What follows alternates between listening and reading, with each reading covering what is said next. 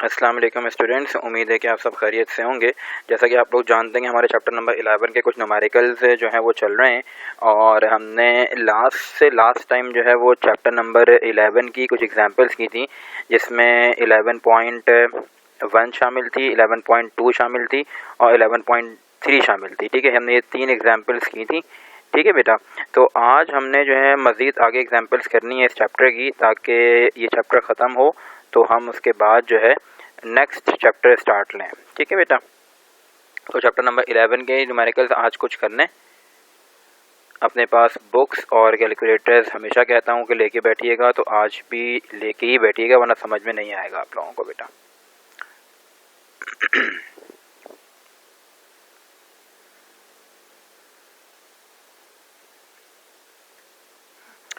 तो जो आपकी आज की पहली एग्जांपल है वो कौन सी है? 11.4 है।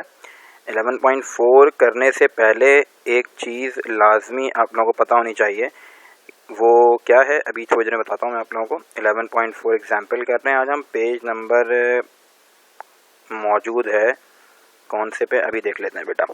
ये मौजूद है पेज नंबर 13 पे, पेज नंबर 15 पे, सॉरी, पेज नंबर 15 पे मौजूद है।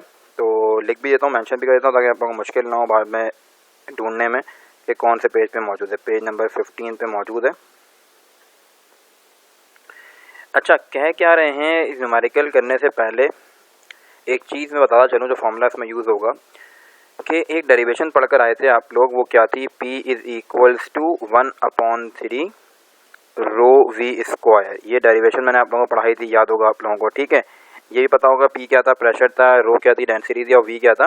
Velocity of the molecule of gas थे। ठीक है, अच्छा, अगर मुझे प्रेशर दिया हुआ और डेंसिटी दी हुई हो मॉलिक्यूल्स की, और फिर कहा जाए कि बेटा क्या निकालें आप, कि VRMS निकालें, रूट मीन स्क्वायर स्पीड या रूट मीन स्क्वायर वेलोसिटी निकालें, तो फ्रॉम दिस इक्वेशन मैं एक इक्वेशन ड्राइव कर सकता हूँ ना। वो क्या देखें, 3 यहाँ पे क्या हो रहा है? डिवाइड हो रहा है। मतलब क्या हो जाएगा? मल्टीप्लाई। रो यहाँ पे क्या हो रहा है? मल्टीप्लाई हो रहा है 20 है।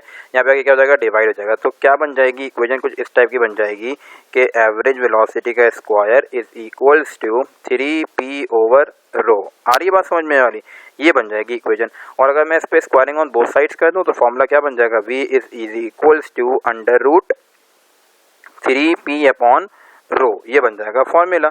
ठीक है, तो यही फॉर्मूला आपके न्यूमेरिकल में यूज़ होगा, तो ये बताना बेटा ज़रूरी था बहुत ज़्यादा। सही है, तो शुरू करते हैं अब न्यूमेरिकल। यहाँ तो ये बात समझ में आ गई आप लोगों के। अब न्यूमेरिकल शुरू करते हैं बेटा, देखते हैं कि न्यूमेरिकल हमसे क्या कह रहा है। ठीक है, तो सवाल क्या है? सवाल में आपसे कह रहे हैं कि calculate the VRMS of hydrogen molecule eight 0 degree centigrade and 1 atm pressure, assuming hydrogen to be an ideal gas. Under the condition, hydrogen has a density 8.99 exponential minus 2 kilogram पर मीटर क्यूब। और मतलब density दे दी है, pressure दे दिया है, और इसके अलावा बस डेंसिटी और प्रेशर काम है आपके। ठीक है, आइए शुरू करते हैं। तो डाटा बना रहा हूँ मैं। देखें, डाटा में आप क्या लिखेंगे? डाटा में आप लिखेंगे, डाटा में आप लोग सबसे पहली बात क्या होगी कि प्रेशर कितना दिया हुआ है? प्रेशर दिया हुआ है तुम्हें 1 atm। 1 atm का मतलब क्या होता है? सब जानते हैं, नहीं भी जानते तो अब जान जाएंगे, और हो सकता है कि पेपर में लिखा भी है ये बात कि प्रेशर का मतलब होता है 1.01 एक्सपोनेंशियल 5 न्यूटन पर मीटर स्क्वायर। क्योंकि डेंसिटी पर मीटर क्यूब में है तो इसलिए हम प्रेशर न्यूटन पर मीटर स्क्वायर में यूज़ करेंगे। डेंसिटी कितनी दी हुई है आप लोगों को? डेंसिटी दी हुई है हाइड्रोजन की कितनी बेटा? 8.99 एक्सपोनेंशियल -2। 8.99 एक्सपोनेंशियल -2। तो यहाँ लिख देते हैं कि 8.99 एक्सपोनेंशियल -2 किलोग्राम पर मीटर क्यूब। बिल्कुल ऐसा ही है, किलोग्राम पर मीटर क्यूब में जो है वो डेंसिटी आ गई। ये वाली बात समझ में आ गई बेटा। अच्छा, अब रिक्वायर क्या है? रिक्वायर आपके पास है VRMS। तो मैं रिक्वायर की हेडिंग डाल देता हूँ यहाँ पर। ये आगे रिक्वायर की हेडिंग, और आपको इसके अलावा रिक्वायर है क्या? सर हमें VRMS रिक्वायर है। ठीक है, अच्छा जी, VRMS रिक्वायर है तो फाइंड आउट भी कर लेते हैं VRMS। कोई मुश्किल बात नहीं है VRMS फाइंड आउट करना। फॉर्मूला ऊपर आपको समझा चुके हैं पूरा। हेडिंग डालेंगे इसके बाद किस चीज़ की हेडिंग डालेंगे बेटा? इसके बाद सोल्यूशन की हेडिंग डालेंगे आप लोग। तो फटाफट से देखें, ये डल गई सोल्यूशन की हेडिंग। सोल्यूशन शुरू करते हैं। Solution formula direct put direct formula लिखें। क्या फार्मूला पढ़ाया अभी पढ़ाया ऊपर कि V is equals to under root 3p over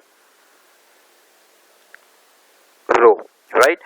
अच्छा, ये तो हो गया फॉर्मूला। अब बस कुछ नहीं करना, जस्ट वैल्यूज पुट करनी है फॉर्मूला। कितना आसान न्यूमेरिकल है, बस बच्चों को न्यूमेरिकल फॉर्मूला पता नहीं होता तो तभी मसला होता है। देखें क्या हुआ, 3 मल्टीप्लाई बाय 1.01 एक्सपोनेंशियल 5। मैं इसको ज़रा 5 छोटा कर दूँगा ना, फिर आप लोग समझेंगे सर ये 5 जो है वो 105 है शायद ये।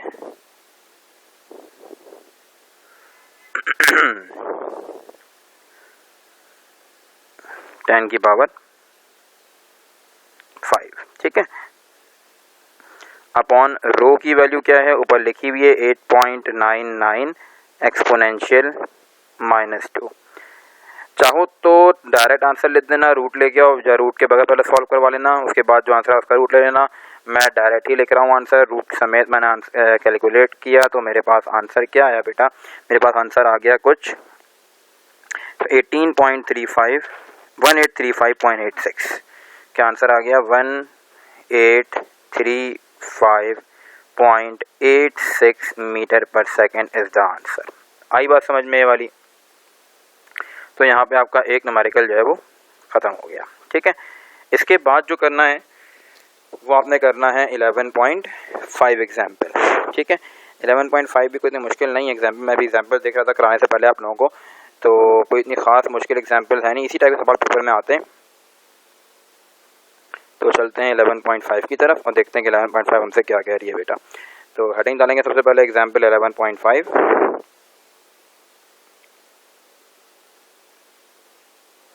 एग्जाम्पल नंबर 11.5 कौन से पेज नंबर में मौजूद है देख लेते हैं। अभी पेज नंबर कौन सा है हमारे पास 11.5 का बेटा, 11.5 का पेज नंबर हमारे पास है 19। और ये जो लास्ट टाइम मैंने आप लोगों को एक एक्स्ट्रा न्यूमेरिकल के नाम से न्यूमेरिकल्स करवाए थे ना, दो, उसमें से एक टाइप का न्यूमेरिकल ये है आज का हमारा जो एग्जाम्पल है, ठीक है। तो हेडिंग डालता हूँ सबसे पहले डाटा की और फिर सवाल पढ़ता हूँ बेटा, मैं फिर समझाता हूँ कि सवाल में आपसे कह क्या रहे हैं, ठीक है। तो सवाल में आपसे कह रहे हैं सबसे पहली बात ये कि आपके पास a 50 gram piece of metal is heated to 100 degree centigrade and then drop into a copper calorimeter of mass 400 gram containing 400 gram of water initially 20 degree centigrade. मतलब क्या हुआ, आपने एक 50 ग्राम पीस ऑफ मेटल लिया, ठीक है, जिसका टेम्परेचर कितना था 100 डिग्री सेंटीग्रेड। अब जाहिर है उसको ठंडा करना था तो हमने कहाँ डाल दिया, उसको कैलोरीमीटर में डाल दिया, जिसका कैलोरीमीटर का मास कितना है 400 ग्राम है, ठीक है। और पानी भी उसके अंदर 400 ग्राम ही है और उस वक्त जो टेम्परेचर है कैलोरीमीटर का वो 20 डिग्री सेंटीग्रेड है।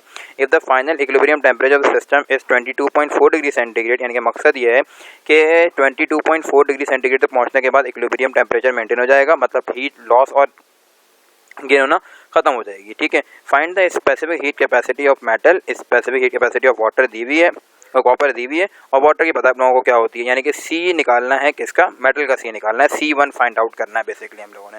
तो सेम सवाल है जो हम लोग कर आए थे, बस थोड़ा सा कॉन्सेप्ट उस वहाँ पर क्लियर हो गया था, तो यहाँ पर आप इजीली क्वेश्चन जो है वो कर लेंगे बेटा, कोई ऐसे मसले की बात नहीं है, ठीक है। तो सबसे पहले मैं वही तीन चीज़ें हैं, मेटल है और कैलोरीमीटर है और वाटर है। तो जिस तरह वहाँ काम किया था यहाँ भी वैसे करेंगे, तीन हिस्सों में डाटा बनाएंगे। सबसे पहले लिखेंगे फॉर मेटल, क्या लिखेंगे बेटा, फॉर मेटल, मेटल के लिए डाटा बनाएंगे सबसे पहले। तो मेटल का सबसे पहले मैं क्या लिखूंगा, मेटल का मैं सबसे पहले मास लिखूंगा, कितना मास दिया हुआ है मेटल का, जो कि M1 कहलाएगा। मास है कितना बेटा मेटल का, मास है 50 ग्राम। तो यहाँ हम क्या लिख देंगे, 50 ग्राम जो है वो है मेटल हमारे पास। कन्वर्ट करेंगे जाहिर है क्योंकि स्टैंडर्ड जो है वो किलोग्राम है, तो क्या हो जाएगा 50 डिवाइडेड बाय 1000। 50 डिवाइड बाय 1000 जब करूँगा तो क्या आंसर आएगा, 0.05 किलोग्राम मेटल का मास आ गया। सही हो गई बात ये वाली। अच्छा, उसके बाद जो मेटल का टेम्परेचर हमें दिया हुआ है, कितना दिया हुआ है बेटा, 100 डिग्री सेंटीग्रेड दिया हुआ है। 100 डिग्री सेंटीग्रेड जो मेटल का टेम्परेचर है, सही है। और C1 है ही नहीं क्योंकि C1 तो हमने फाइंड आउट करना है। अच्छा, उसके बाद मेटल का टेम्परेचर भी हो गया, अब किसका टेम्परेचर, अब किसकी बारी आएगी, अब मेटल के बाद बारी आती है कैलोरीमीटर की। तो हेडिंग डाल देंगे कैलोरीमीटर, फॉर कैलोरीमीटर डाल देंगे हेडिंग, ताकि आप लोग के लिए आसानी हो जाए, इसलिए मैं अलग अलग हेडिंग डाल के बाकायदा पूरा डाटा बनवा रहा हूँ। फॉर कैलोरीमीटर, तो कैलोरीमीटर जो है वो हमने बॉडी 2 कंसीडर की हुई है, ठीक है। जब बॉडी 2 कंसीडर की हुई है कैलोरीमीटर, तो इसका मास कितना दिया हुआ है बेटा, 400 ग्राम इसका मास दिया हुआ है, ठीक है। यहाँ हम क्या लिख देंगे 400 ग्राम्स। तो जब कन्वर्ट करोगे किलोग्राम के अंदर तो क्या हो जाएगा 400 डिवाइडेड बाय 1000, इट मीन्स के 0.4 किलोग्राम। सही हो गई बात, ये वाली 0.4 किलोग्राम हो गया। अच्छा, इसका टेम्परेचर तुम्हें कितना दिया हुआ है, T2 तुम्हारे पास कितना है 20 डिग्री सेंटीग्रेड है। कितना है बेटा 20 डिग्री सेंटीग्रेड। और इसकी तुम्हें कॉपर क्या कैलोरीमीटर है, तो इसकी तुम्हें जो है वो स्पेसिफिक हीट भी दी हुई है। कितनी दी हुई है अभी देख लेते हैं। ये दी हुई बेटा आपको 386 जूल्स पर किलोग्राम केल्विन।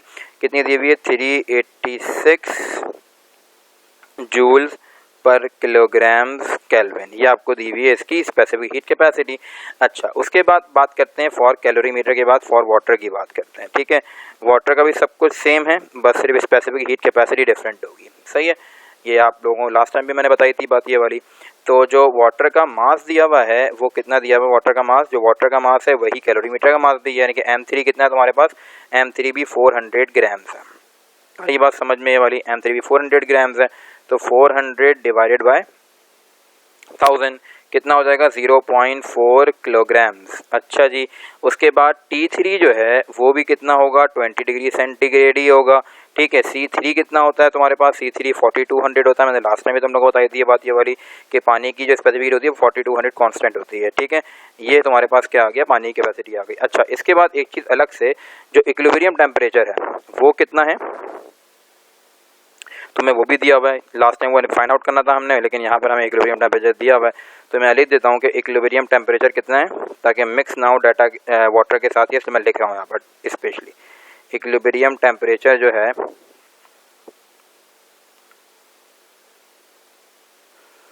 ज़रा थोड़ा सा अच्छे तरीके से लिखते हैं। इक्विलिब्रियम टेम्परेचर जो आपके पास है,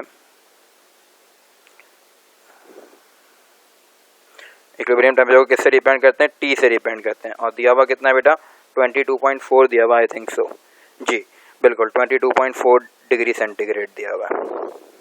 मैंने लास्ट टाइम भी बात बताई थी आप लोगों को वाली कि जब डेल्टा T फॉर्मूले में यूज़ होता है तो हम टेम्परेचर को चेंज नहीं करते। निकालना क्या है, रिक्वायर हमारे पास जो है वो है C1 हमें रिक्वायर है, तो यहाँ लिख देते हैं बेटा C1 रिक्वायर है हमें, ठीक है।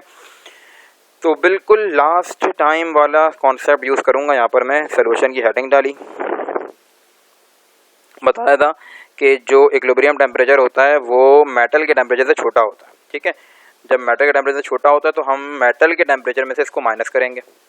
आई बात समझ में ये वाली, लास्ट टाइम बताई थी मैंने वाली बात आप लोगों को। क्या मतलब हुआ, क्योंकि जाहिर है कि तुम गरम मेटल डाल रहे हो किसके अंदर, कैलोरीमीटर के अंदर, तो जाहिर है कि जो T होगा वो तो छोटा ही होगा ना, जो इक्विलिब्रियम टेम्परेचर होगा, तभी इक्विलिब्रियम टेम्परेचर मेंटेनेंस होता होगा जब मेटल अपनी हीट लॉस कर चुका होगा। तो formula basically according to law of heat exchange, मैं यहाँ पे क्या लिखता हूँ, मैं यहाँ पे लिखता हूँ कि जो मेटल ने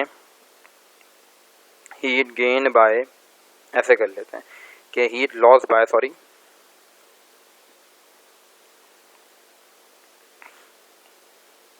heat lost by metal is equals to heat gained by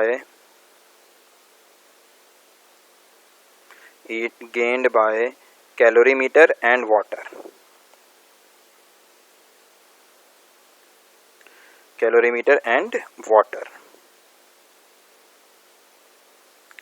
तो बताई थी लास्ट टाइम ये बात कि क्या फॉर्मूला होता है, डेल्टा Q1 अगर मैं इसको ले लेता हूँ, इसकी हीट ये है, और कैलोरीमीटर की डेल्टा Q2 है और इसकी डेल्टा Q3 है। सही है बेटा, ये मामला अगर है तो फॉर्मूला क्या होगा इसके रिस्पेक्ट से, इसका फॉर्मूला हो जाएगा तुम्हारे पास क्या, M1C1 डेल्टा T1, ठीक है। इसका क्या हो जाएगा M2C2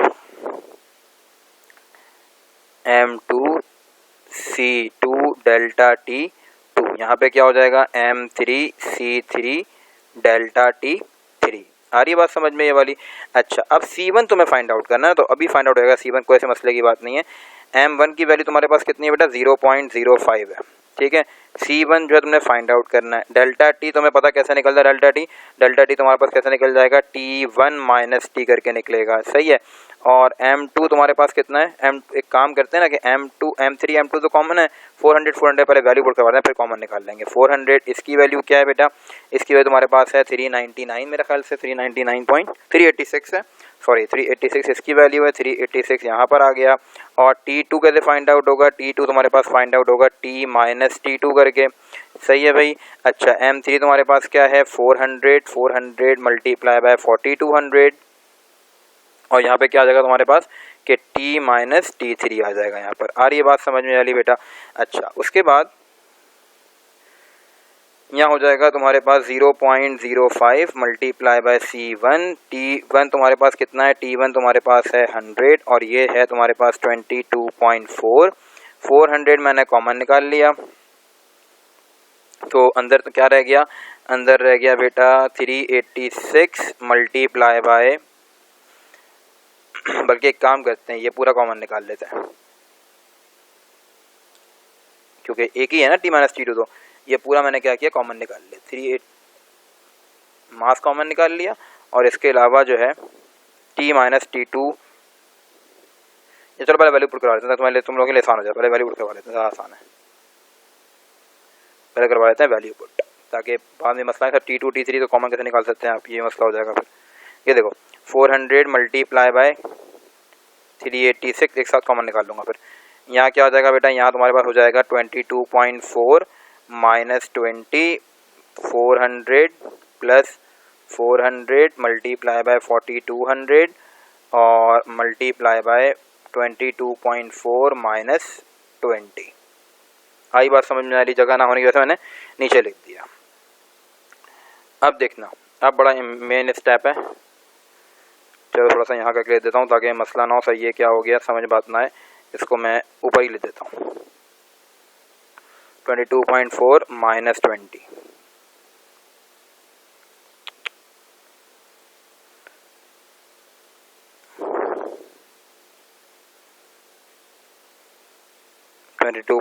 माइनस 20 आई बात समझ में आता तक। अच्छा अब देखना ज़रा कि ये तुम्हारे पास क्या बन जाएगा,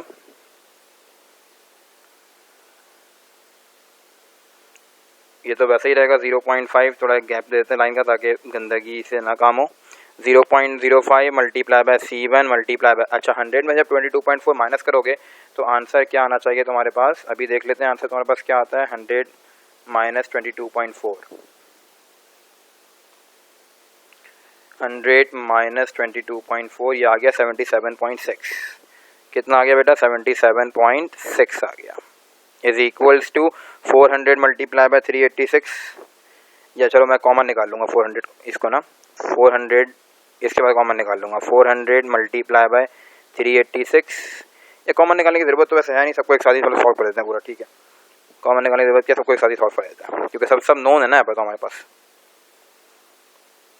तो ये बन जाएगा तुम्हारे पास 2.4, ये बन जाएगा 2.400 मल्टीप्लाई बाय 386, 400 मल्टीप्लाई बाय 386 ये हो गया 154400, 154400,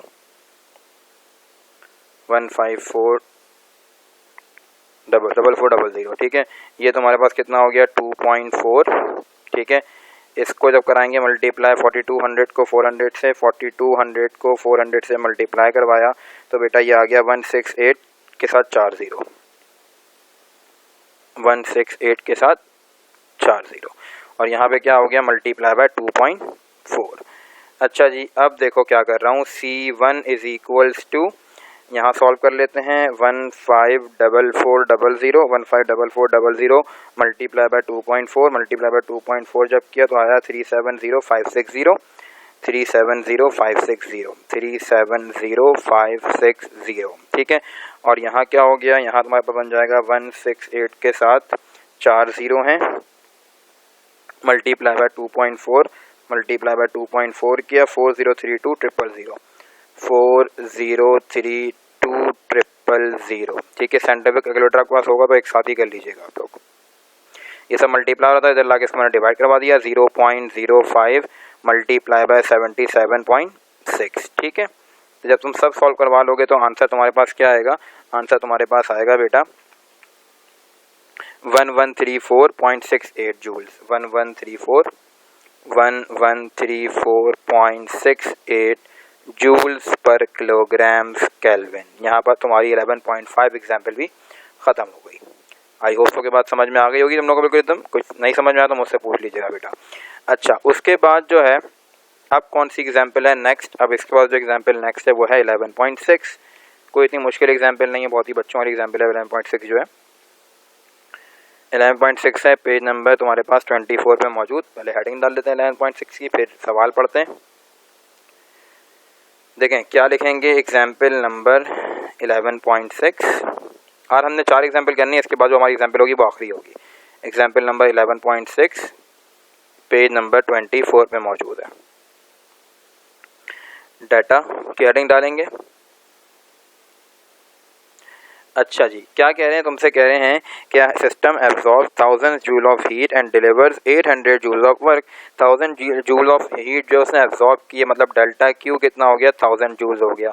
डेल्टा क्यू तुम्हारे पास आ गया 1000 जूल्स, ठीक है। और डिलीवर्स कितना वर्क किया है, वर्क इसने कितना डन किया, डिलीवर्स वर्क बोले या डन बोले, वर्क कितना किया, 600 जूल्स जो है वो वर्क डन किया है। अच्छा, एक बात और, एब्जॉर्ब की है ना हीट, तो ये डेल्टा क्यू तुम्हारे पास नहीं होगा, बल्कि ये क्या होगा तुम्हारे पास, Q1 होगा। ये तुम्हारे पास Q1 होगा, क्योंकि आगे लिखा हुआ सवाल के अंदर लूज भी की है भाई हीट इसने, तो ये Q1 हो गया। लूज कितनी की है हीट इसने, हीट की लूज इसने की है 100 जूल। आगे लिखा हुआ भी है कि जब डिलीवर कर रहा है 600 joule of work while losing 100 joule of heat by conduction to the atmosphere, calculate the change in the internal energy of the system. क्या फाइंड आउट करना तुमने, इंटरनल एनर्जी फाइंड आउट करनी है बेटा। तो तुम क्या हेडिंग डालोगे, रिक्वायर में लिखोगे, यहाँ पर रिक्वायर में लिखोगे कि सर हमें जो है वो फाइंड आउट करना है डेल्टा यू, तो यहाँ ले देते हैं डेल्टा यू, ठीक है। डेल्टा यू फाइंड आउट करना है बेसिकली हम लोगों को। तो सोल्यूशन की हेडिंग डालते हैं, फर्स्ट लॉ ऑफ थर्मोडायनामिक्स पढ़ के आए हुए हम लोग सब के क्या पढ़ाया था फर्स्ट लॉ ऑफ थर्मोडायनामिक्स मैंने तुम लोगों को, मैंने पढ़ाया था फर्स्ट लॉ ऑफ थर्मोडायनामिक्स के डेल्टा यू जो है बराबर किसके होता है, delta Q minus delta W के बराबर होता है, ठीक है। अच्छा, एक बात और कि डाटा में ही डेल्टा क्यू की वैल्यू फाइंड आउट कर लेना। कैसे फाइंड आउट करोगे डेल्टा क्यू की value, Q1 minus Q2। Q1 बड़ा है जाहिर है क्योंकि एब्जॉर्ब कर रहा है हीट, 1000 माइनस 100 हो जाएगा। तो डेल्टा क्यू की वैल्यू तुम्हारे पास क्या आ जाएगी, डेल्टा क्यू की वैल्यू तुम्हारे पास आ जाएगी 900 जूल। जरूरी नहीं डाटा में करो, सोल्यूशन में भी कर सकते हो, कोई ऐसे मसले की बात नहीं है, ठीक है।